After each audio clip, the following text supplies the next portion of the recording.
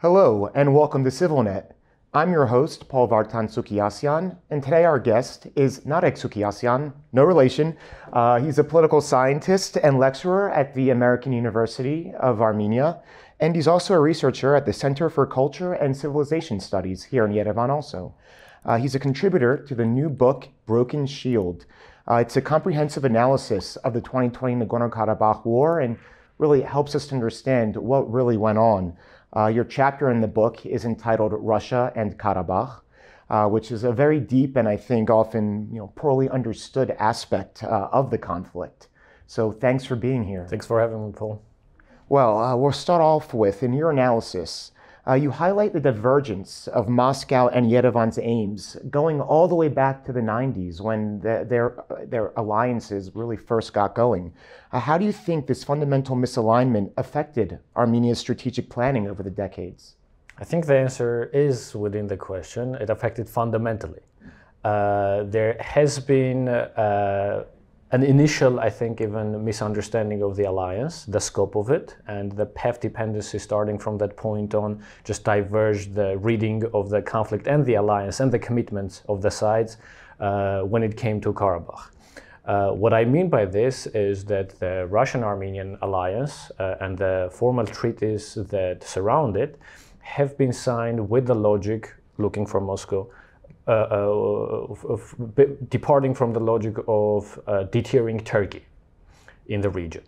Azerbaijan-Armenia conflict, Karabakh, has never been, from Moscow's standpoint, something that Russia has to intervene in either of sides, even if it had mutual defense agreements and collective defense agreements with Armenia. Everything in this post-Soviet space, Russia read as its backyard or its home affairs, in which it doesn't need to intervene to stop one of them, because none of them are external forces. Meanwhile, Turkey has been seen along the years as an external force. So the military cooperation and deterrences or guarantees extended to Armenia, even though legally speaking it doesn't matter from which side the threat is posed to Armenia, but politically speaking this was envisaged only to deter Turkey to Turkish aggression, not an Azerbaijani aggression. And one of the longest unchangeably standing policies in Russian foreign policy catalog is its policy towards Karabakh, or was. That is a settlement with mutual concessions, with Russia not stepping in as a protector or in favor of any of the sides at the cost of the other.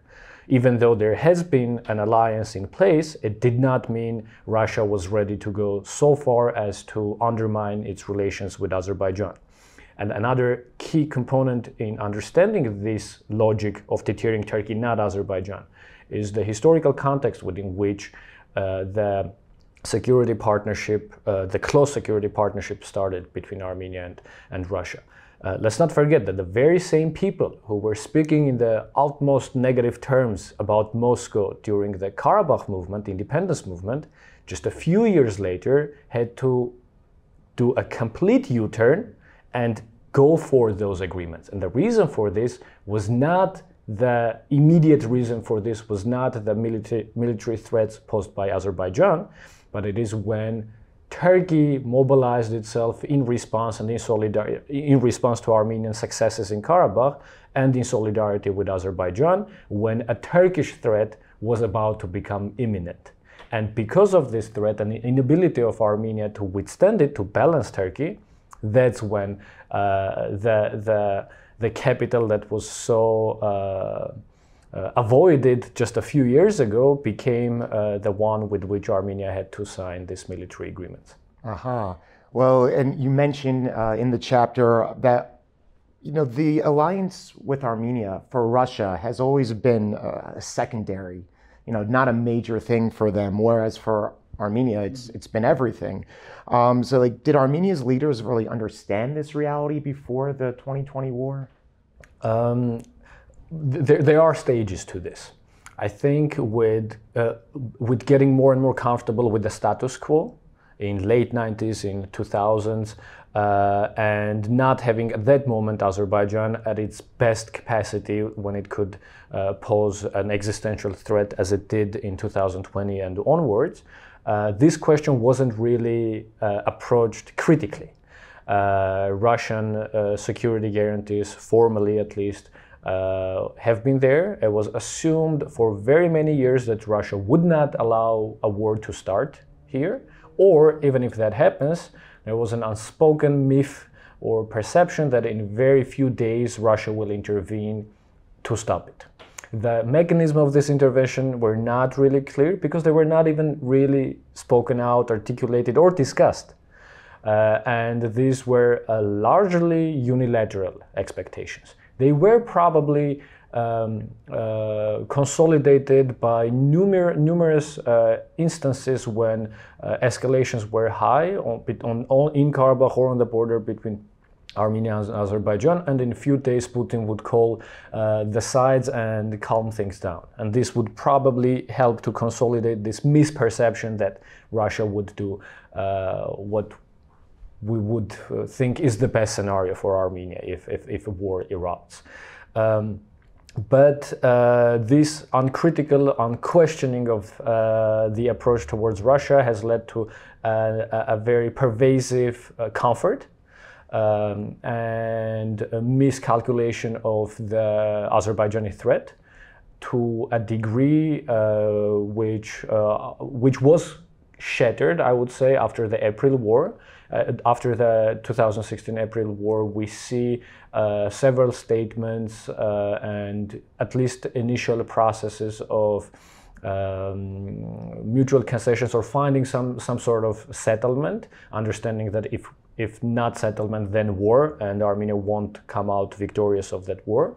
We don't know whether these are actual patterns or these are anecdotal evidences of this trends, because we see that, for example, Serge Sargsyan in his interview to Russian state media following the 2016 war, when asked, well, Armenian people expected Russia to do more.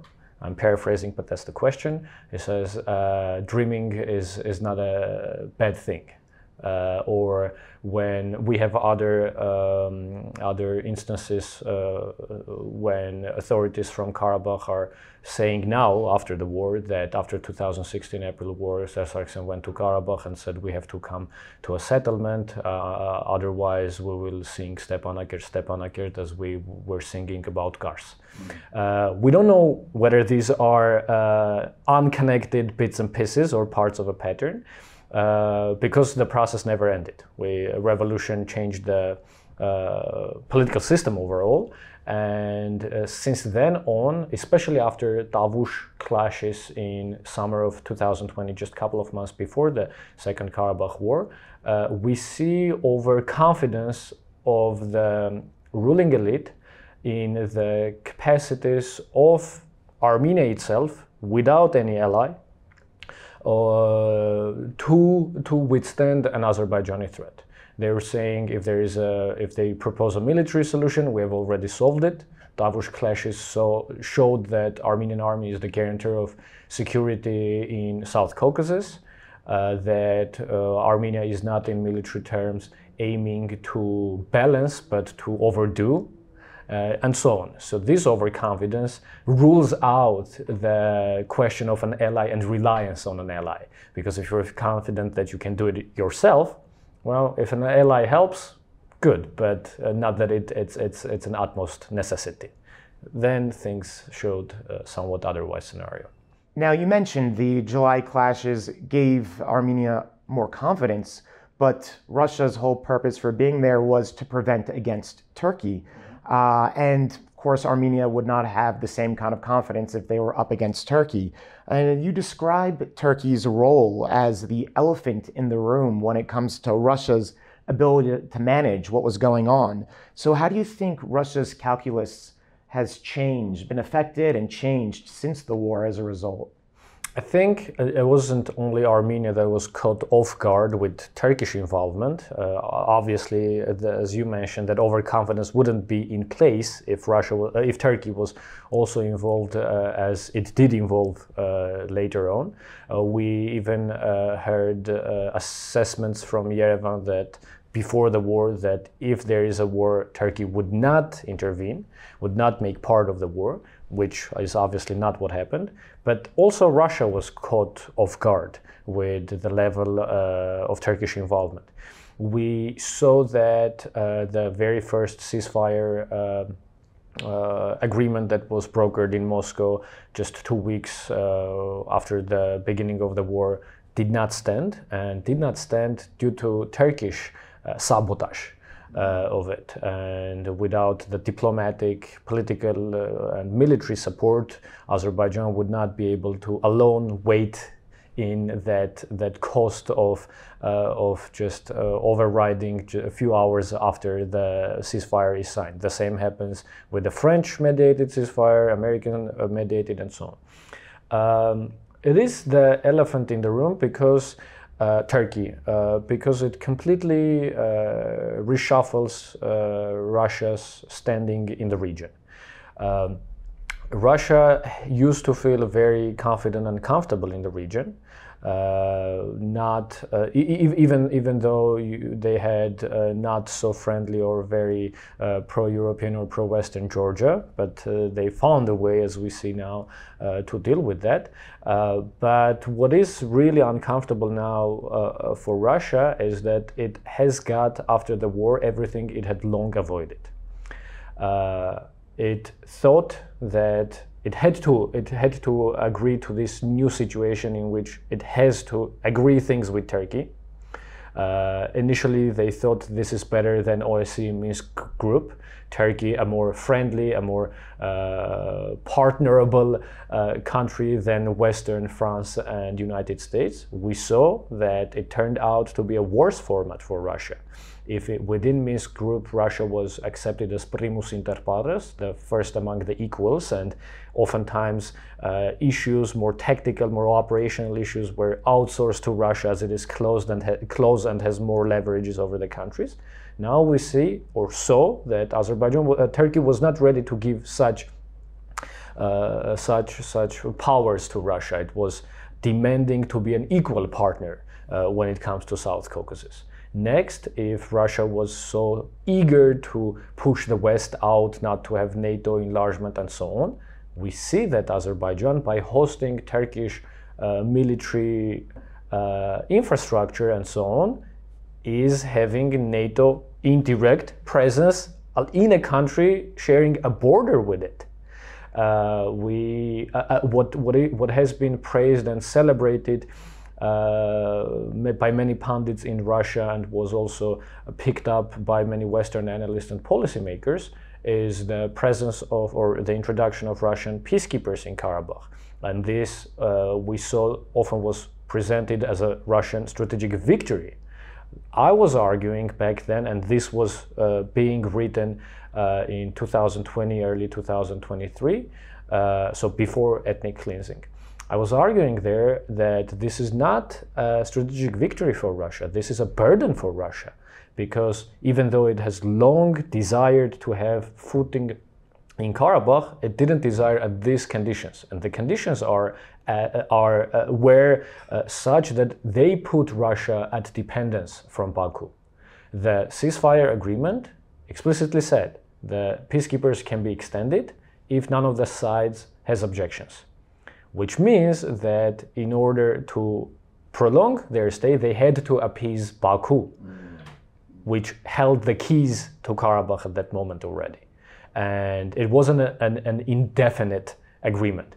While if we look at earlier proposals that Russia mediated, not through war, but in the last 30 years, you didn't have such conditions put in place, and their stationing was more indeterminate. For example, if it's a phased solution, then until the issue of the status is resolved.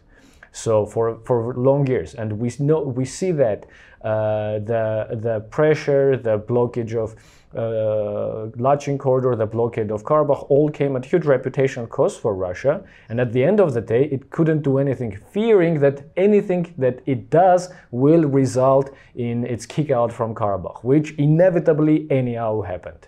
Yes. Now, that's it. When it happened, when they first got in there, the conventional wisdom was when Russian peacekeepers go in, they never leave. And that was also the belief shared among many policymakers in Yerevan. And what were you thinking at the time, and what did ultimately lead to their removal? And I mean, would you call it a geopolitical failure for Moscow? Yes, absolutely, because it's also strange to see great power, we can discuss the terminology, but Russia, to appease Baku. And it might look strange from the first look, but this was possible because Baku caught a perfect storm. You had clauses in that agreement that already put the leverages in reverse, that Moscow depended on Baku and not the other way around. So this wasn't the same peacekeepers as in other in other conflicts where Russia has footing, but also you had the war in Ukraine that distracted much of Russia's diplomatic and political and military efforts and means. And most importantly, or more importantly, you have Azerbaijan playing the role of a logistical hub for Russian hydrocarbon exports to Europe through its territory and pipelines.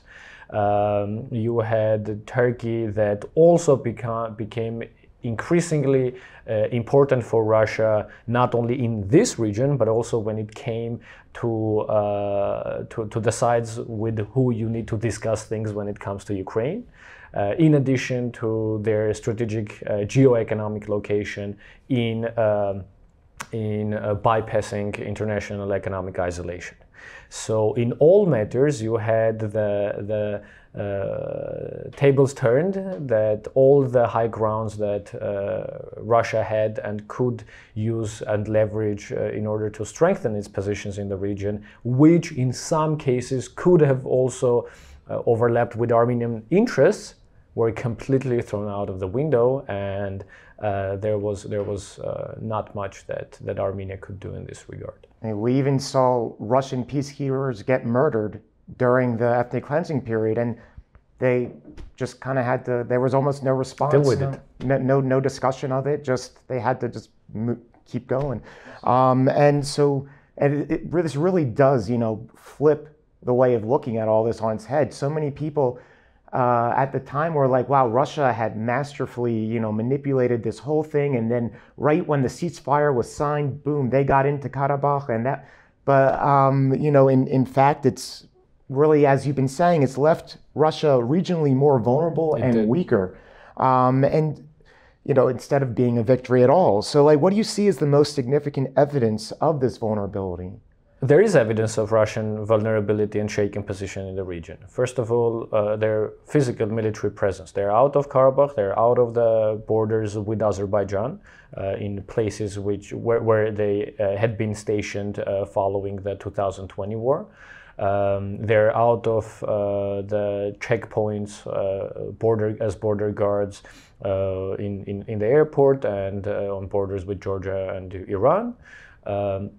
So that's on one side. Economically, things look rather different now because of this, both Armenia, Georgia, and Azerbaijan being routes to bypass international isolation, and we do not mean in illegal ways. At least for Armenia, it's just areas and services and goods in which trade is allowed, just not allowed with other European countries. So it's legal, but still providing bypassing opportunities. This increased Russian financial and economic presence and Armenia's dependence on these resources. trade.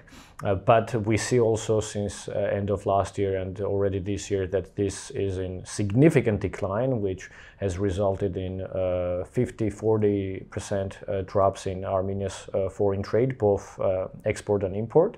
We're yet to see where is this going. We also, what is going to be the key determinant about Russia's presence here and its influence and desire and ability to get engaged in affairs in these countries is the outcome, if any, of the war in Ukraine. Because there is a widely shared assumption among the scholars and experts that if Russia frees some resources there, if it can spend more efforts and time and resources in other places, this is one of the places that it might be. There are less opportunities now. For example, Armenia and Azerbaijan have already for almost 2 years completely shifted to bilateral talks. So even the format itself doesn't allow a window of opportunity to intervene, and in numerous attempts of suggesting its mediation, Moscow saw a cold shoulder, particularly from Armenia. Azerbaijan is playing it in a bit different way. They usually accept these offers, very well knowing that Armenia will be the one to decline. Though I'm pretty sure that Azerbaijan also, at least in number of issue areas, is also not interested in having Russia at the table. An exception to this is maybe the corridor issue, where there are common interests between Moscow and Baku, particularly when it comes to the stationing of Russian military or other security forces along it to monitor, which might be an opportunity for return for a Russian military presence that left the above-mentioned missions. And what are the implications on the security side then of Armenia and Russia going forward? You already mentioned if this corridor happens, and according to the ninth point, Russia FSB guards would be along it. What else do you foresee? Armenia is trying to, in all creative ways, avoid this, such as suggesting not a physical presence, but digital monitoring or other ways. Not so successful so far. We'll see how it goes. But what we see, and I think this is important and needs to be mentioned, that Armenian and Russian security cooperation is probably in the short mid-term in an unreversible crisis. And this has not come after the Second Karabakh War, because at least politically and legally, Russia did not have direct obligations towards Karabakh. Its obligations were for sovereign territory of Armenia, which it did not fulfill when Armenia was attacked multiple times since then. And particularly the biggest aggression against Armenia, September 13-14, 2022. And this is when we already have letters to CSTO, which are not met as neither Armenian population nor Armenian government would want. And we see a shift in policy, a very clear shift in policy since then. We hear about the need to diversify Armenian security, which is, if spoken or understood in perfect terms, means finding a new strategic ally with security guarantees, which Armenia was not able to do, not only because of its faults, but also there is virtually no one that is capable and willing to extend such guarantees to Armenia. Unfortunately, Armenia doesn't matter as much to anyone as to extend such guarantees. And particularly, we're speaking about West. Ukraine is having a hard enough time getting security guarantees. Exactly. And Armenia is much less important in many aspects for when it comes to interest of Western actors compared to Ukraine. Nevertheless, there are attempts of diversification. We see India, we see France, we see closer cooperation in security with European Union, with United States. These are obviously not enough but anything that can increase Armenian capabilities with even a little bit are only to be welcomed and more to be desired. And finally, well, in your conclusion, you mentioned there are grim prospects for security-scarce Armenia. Sounds really dark, and it is a very tough situation as you've been describing. Is there anything else that Armenia can do to address the security deficit in the new regional reality? I think whatever can be done externally is minimal. Again, the best scenario is just to multiply or increase the support from other actors, which we know for strategic reasons cannot go as far as to the levels of support to Ukraine or even further. So things can be added there. Probably what Armenia does not need is new enemies. So Armenia should avoid any escalatory rhetoric with any of its neighbors or partners, and particularly besides the traditional conventional threats, also unconventional what may come from Russia. But in addition to this, and what I think is the most responsibility where the government should take is its own military capabilities. And here we do not speak of buying arms. Buying arms is necessary, but it's never enough. Reform of the military, reform of the army, infrastructure. At the end of the day, it's not the international intervention that is going to withstand if there is aggression against Armenia. Politically, that might come and should come if our diplomacy is properly functioning, but own physical capabilities and readiness, or in addition to the personnel readiness, is something that necessitates in much more work. Well, Narek, thank you so much for that crash course on Russia-Armenia relations and everything else that's going on in this area. Thank you so much. Hope next time we'll have more positive things to discuss. Yes, and if you want to check out the book, Broken Shield is already out now in Armenian, and in a few months it will be out in English as well, so pick that up. And thank you for joining CivilNet.